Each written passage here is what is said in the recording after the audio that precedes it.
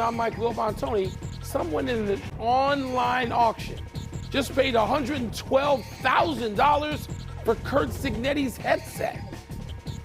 I'm Tony Kornheiser. I don't know how I did that. I was trying to order takeout. I don't know what happened. You know, I thought you had, somebody order your takeout. I didn't think you did that on your own. I order my own takeout, and I go get my own takeout. Well, I don't have people drive over to my house. I don't do that. I get my own takeout. I want to make sure it's the food I ordered. Bring my takeout. Bring it to me. Bring my doorbell. Maybe you get a big tip. I'll do that. Welcome to PTI, boys and girls. In today's episode, Arizona loses, Michaela Schifrin does not medal, and Jeff Saturday joins us for 5 good minutes. But we begin today with last night's NBA game between Detroit and Charlotte. Detroit won and stopped the Hornets' win streak at 9, but that's not the headline. The headline is a brawl that resulted in 4 people being thrown out, 2 from each team. It was a highly competitive, chippy game that at least demonstrated what happens when players care, but there was a big fight. Wilbon, is this the type of game the NBA should frown on or applaud? Tony, I've done sort of a 180. I'm watching this last night, and I'm thinking, no, the NBA doesn't need this. It harkens back to a time, for those of us who are old enough, and you and I are, where there were flat-out brawls in the NBA, and then David Stern came along and said, there'll be no more of that, and he pretty much disappeared. I mean, like hockey brawls, pretty much, not entirely, disappeared. But Tony, I'm watching this last night, and the intensity of the game, there's context to everything, as we like to say.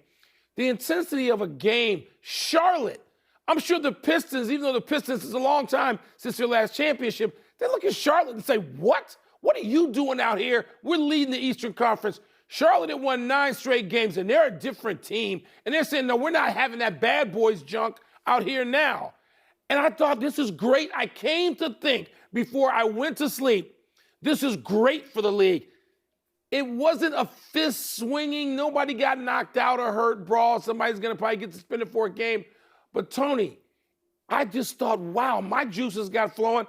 I heard other players say, we don't want this to go too far, but this didn't go too far. I thought it set the tone for something coming.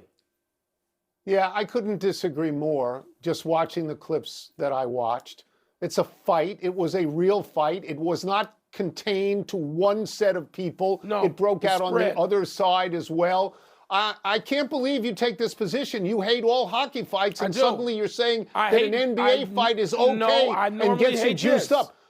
There is a lot of nostalgia that people like you and I have for policemen in the lane, for hard fouls, for power forwards, but fights are fights, and they're not good. There's too much, posing by athletes when they get a sack, when they get an interception, when they make a touchdown, when they throw down a dunk. There's too much, look at me, I'm a tough guy. Yeah. And to me, Mike, if you want to get rid of this, it's a very easy way to do it. You disincentivize it. I'll just take 10 more seconds. You suspend people. You look at the tape. You see who's the aggressor. You suspend him for 20 games without pay. You hurt him. You hurt the team. Does the commissioner of basketball have the stones to say, no, we're going to get rid of this stuff? Okay, well. But Tony, this isn't that to me. I look at it differently. And there's a different context. I said context. I didn't watch the clips. I watched the whole thing. What led up to it and what followed. Now, you described it accurately. It did spread, and you got guys like Isaiah Stewart, and you got Bridges, and they seem to be involved in stuff.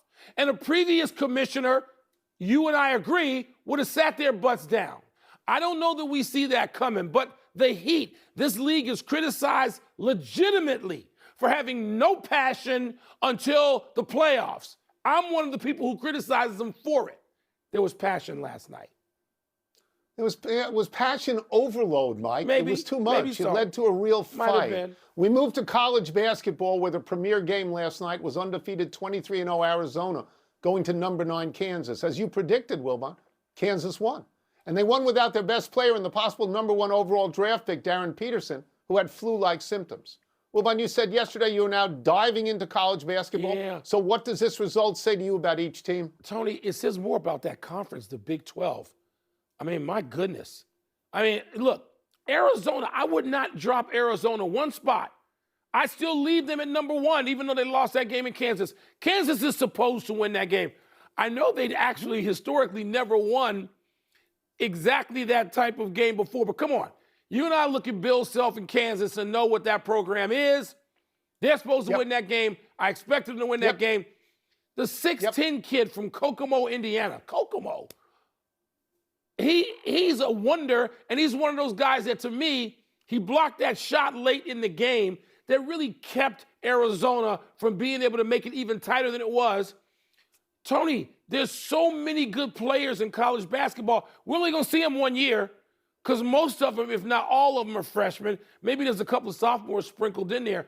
But what it says about college basketball is the Big 12 is to be reckoned with. As great as the Big 10 is right now, the Big 12 is to be reckoned with. And I can't wait to see more of both these teams. Big 12 has 4 teams in the top 10 right now. They got Arizona at 1. They got Iowa State at 3, and Kansas has to go there on Saturday. I'm sorry, they have Houston at 3.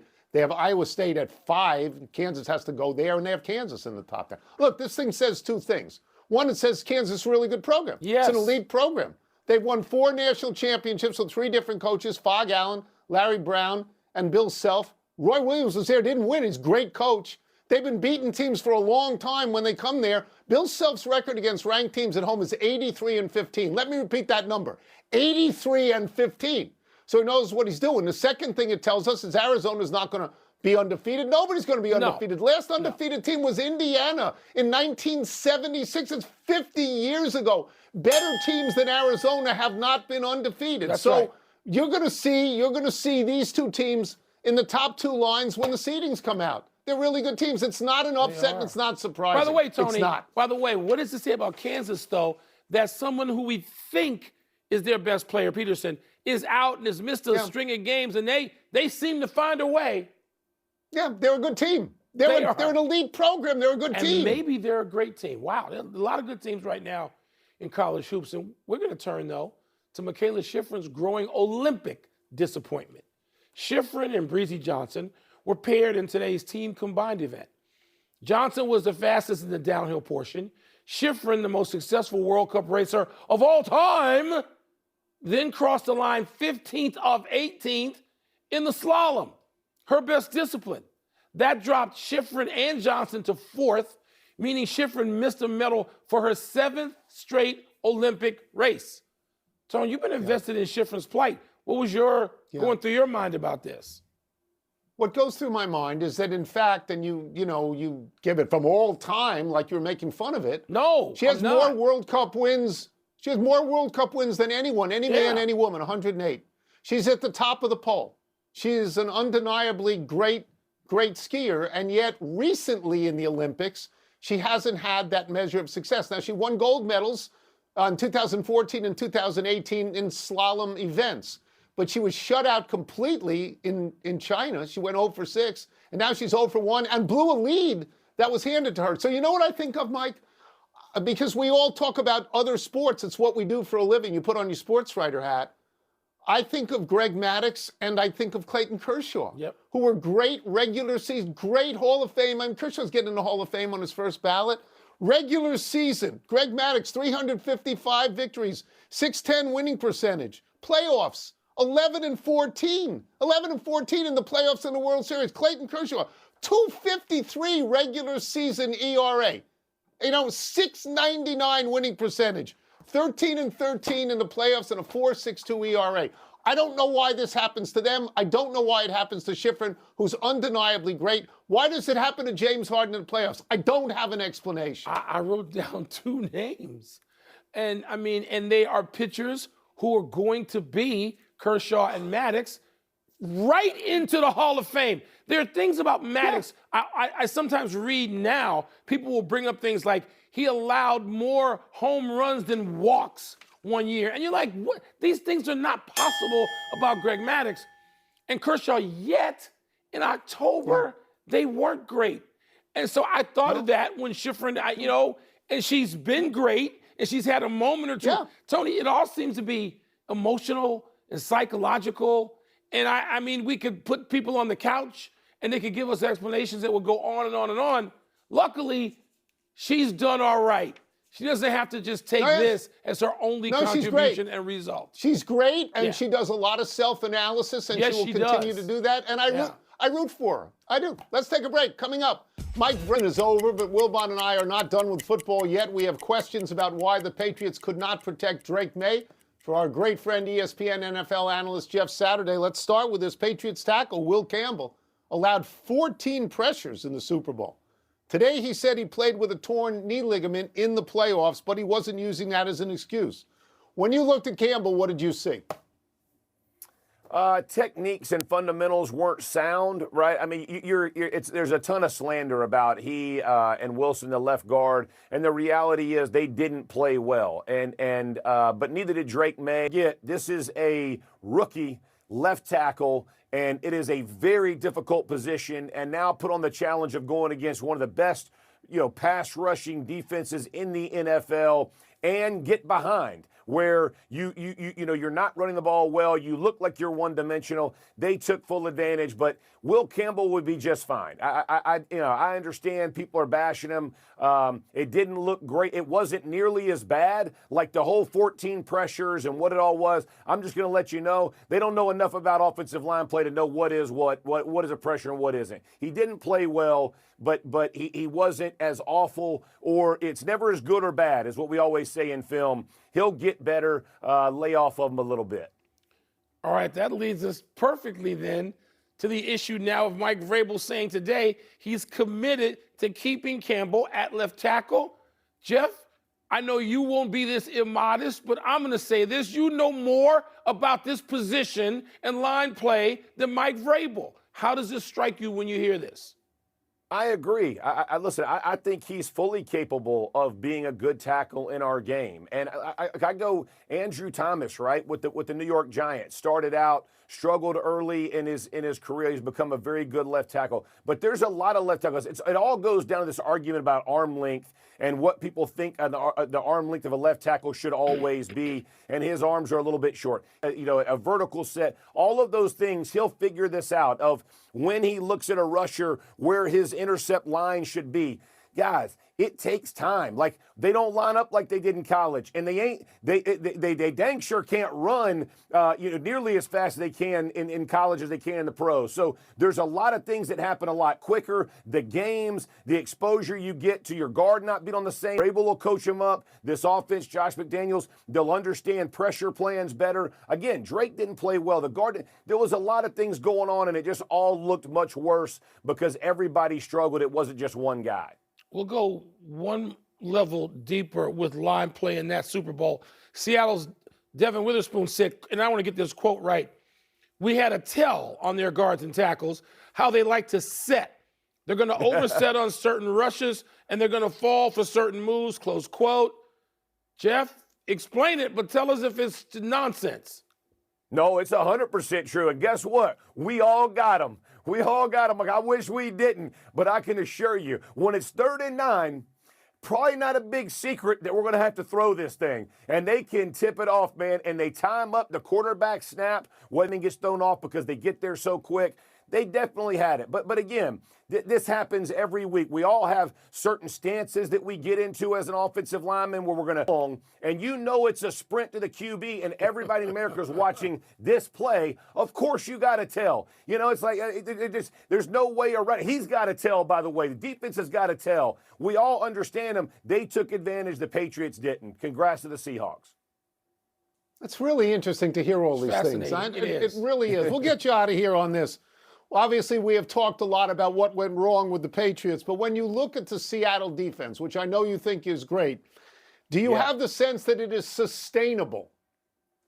It is. And I'll be honest with you, I think the thing I was most impressed with that I walked away that very few people are talking about, in fact, I don't know that I've heard anybody really talk about it yet, the physicality. Like, we can walk more physical than you. You better either bull that neck up and accept it and go give it back, or they're going to beat on you all day, and that's what happened with the Seahawks. It's great to have you, Jeff. Thank you for all year. Thank you so much. That.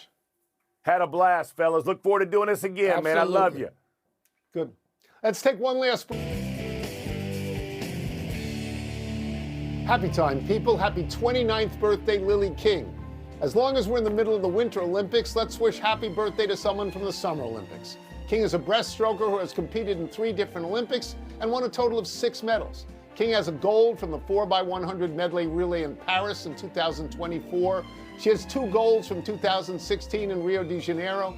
When King won the 100-meter breaststroke at those games, she trash-talked a Russian opponent who'd been suspended for doping, saying after the race, quote, "It was so incredible winning a gold medal and knowing I did it clean," woo, unquote. Man. King also won 2 silvers and a bronze in Tokyo in 2020. This is just to point out that Katie Ledecky is not our only swimmer. But I think it's fair to say that Miss King was greatly overshadowed her entire Olympic career by Katie Ledecky, who goes all the way back to like 2012. All the American women. Yes, all of them. All the American women overshadowed. Yeah. And justifiably, she's great. Happy anniversary, Bonnie Blair. Staying with our Olympic thing, we transition to the Winter Olympics and the great speed skater. On this date 34 years ago, Blair won the first gold medal for the United States in the Albertville Games. You were there, Wilbon. I was. She won the 500-meter event, defending the gold medal she had won 4 years earlier in Calgary. Blair was actually the first American woman to win gold medals in consecutive Winter Olympics. Blair then won the same event, the 500, 2 years later in Lillehammer, where I watched it. In all, Blair had 5 gold medals and 1 bronze. Her other 2 golds were in the 1,500-meter events in Albertville and Lillehammer. Maybe my memory's playing tricks, Tone, but it seemed like back then, America was usually the underdog in almost every big Winter Olympic event, right? I'm not crazy. You and I were certainly at these in the speed skating. Yes. Certainly in the speed skating. Absolutely. Happy trails to free agency for Justin Verlander. The soon-to-be 43-year-old has agreed to a 1-year deal with the Tigers. Verlander was with Detroit for the first 13 seasons of his extraordinary 20-year career, during which he's won 3 Cys, 2 World Series, and an MVP. He joins a staff that also boasts Tarek Skubal, Framber Valdez, Jack Flaherty, and Casey Mize. Last season, Verlander had a down-and-up season for the Giants, starting 0-8, but finishing strong with a September ERA of 2.08. The only thing my Cubbies got wrong in that period of time was not getting Verlander in 2017 to repeat. And I'm betting Verlander thought he was going to wind up a Cub. He didn't. History was changed badly for some of us. Let us go to the big finish. Rick Pitino moved past Roy Williams into 3rd place in wins for men's college basketball coaches. Are you impressed? He beat his son Richard, which was sort of a wow. And now he's behind Coach K and Boeheim. Yes, you got to be impressed. Steph Curry, out with a right knee soreness and will miss the All-Star game. Your reaction? It doesn't matter. He's been in thousands of them. You know, seems like his great moment was the Olympics last year. Didn't you think the Olympics? Yeah, with LeBron and Durant, the Sacramento Kings have lost 13 games in a row. What gives? They could be the most irrelevant team, them and the Chicago Bulls now, in the entire NBA. Indiana announced plans for a statue of one Robert Montgomery Knight. Are you surprised by that? I'm surprised in the sense that why isn't it up already? Yeah. I'm surprised like 10 by years that. ago. Last one, Spurs at Lakers tonight. Who you got? No Luka, no Reeves, no LeBron. Now, let me just say this. If all of them were playing, my money would be on San Antonio. But now it's not even a game. It's junk. We're out of time. We'll try and do better the next time. I'm Tony Kornheiser. I'm Mike Wilbon. Same time tomorrow, knuckleheads. And now, it was a ball night, Tone. It's just been ruined for me. No, quad god for me. Gonna finally understand, though, temptation to curb caution with that step. The Celtics, even without Tatum, part of a 4-team logjam in the East, all with nearly identical odds to win the conference. The Pistons and Knicks tied as the second choice. The Cavs actually favorites, despite having the worst record of the bunch. Tony and Mike have more in tonight's PTI bonus topic. All right, Wilbon, who's the best team in the Eastern Conference? It's going to shock you. It's like you asked me this question in 2004 or something. The Detroit Pistons are the best team in the Eastern Conference. And Cade Cunningham isn't just the MVP of the Eastern Conference. He's the MVP of the NBA right now. Cade Cunningham and Detroit. I know they were involved in this dust-up last night. I know that conjures a certain image or set of images about the bad boy Pistons. I am, by birthright, obligated to hate the Pistons, except I watched them, and now they're becoming irresistible. And they're led by Cade Cunningham, and they got Jalen Duren, who is sort of a wow. I mean, he's sort of more Oakley-like, and that's Knicks reference, but he's a tough guy who can play. They don't back down. Look, I know Cleveland with James Harden, they got my attention, and I know that you like that pairing and that addition. Boston, if they get Tatum, is on to something. The East, Tony, which was nothing 6 weeks ago, seems like now it's something. And the Knicks, it's supposed to be their season. I didn't even get to them yet. Detroit's your answer. Okay. All right. I haven't followed it like you. I've been paying attention to football. Now I'm trying to watch the Winter Olympics. So I'm only tangentially involved in the NBA to this point. But there are two things that surprised me in the East. You mentioned one, Boston. Jason Tatum is their best player. He's been out the whole year. Yeah. And they've done very, very well without him, surprisingly well. Because look at Indiana, a team that's missing its best player and has fallen in the way that I thought Boston would fall. And they haven't. And now there are reports that Jason Tatum wants to get involved and do some rehab and play in the G League maybe, and then maybe he'd actually be ready to go by the playoffs. As good as Boston is right now, if he's ready to go, that changes everything in the East. And the second thing for me is Charlotte. Charlotte is a team where, you know, a month ago I couldn't name a single player on Charlotte, and who cares? Because they haven't been in the playoffs in like 10 years. Yeah. They have just won 9 in a row. That streak ended, but they won 9 in a row. At 25-29, it's a much better record than I thought. And their backcourt of LaMelo Ball and Con Knippel is significantly better than I thought, scores significantly more than I thought. We talked about this the other day. You actually, in a bit of blasphemy, you mentioned the name Jerry West as a comparison to Knippel. I got carried away. So. But, Tony, Knippel, look, I could make the case, a solid one, for Knippel as Rookie of the Year in the NBA, opposed to his more celebrated college teammate of the year, Mr. Cooper Flagg. And it's sort of like Melo and Bron at the time, because Carmelo got cheated out of Rookie of the Year and it was given to LeBron as a projection of what he would be.